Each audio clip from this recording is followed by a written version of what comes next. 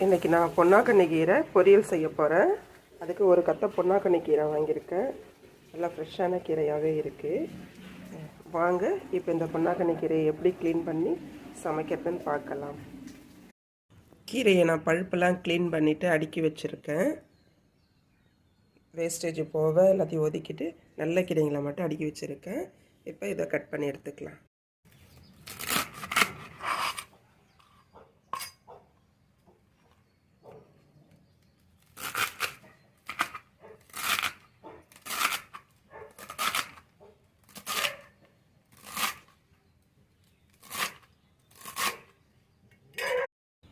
இன்னும் பாதி கீரை இருக்குது. அந்த பாதி கீரையும் கட் பண்ணி நம்ம எடுத்துடலாம். இப்போது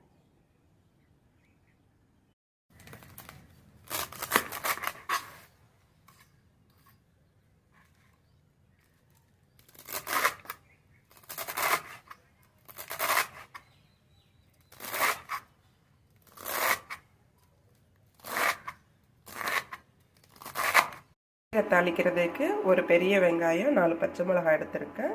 இதை இப்போ வெங்காயத்தை பொடியாக அரிஞ்சு எடுத்துக்கிட்டு பச்சை மிளகாய் நீட்டு வாக்கில் 2ஆக கட் பண்ணி எடுத்துக்குவோம்.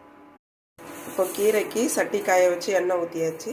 இதில் கடுகு உளுந்து போட்டுடலாம். கடுகு பொரிஞ்சு முடிஞ்சிருச்சு. கொஞ்சமாக கடலைப்பருப்பு. இந்த கடலைப்பருப்பை லைட்டாக வறுத்து எடுத்துக்கலாம். அதில் வெங்காயம் சும்மா லைட்டாக வதங்கிடுச்சு. இந்த வதக்கல் போதும் நமக்கு. இப்போ நம்ம கீரையை அலசி வச்சுருக்கோம். இந்த கீரையை அதில் ஆட் பண்ணிடலாம்.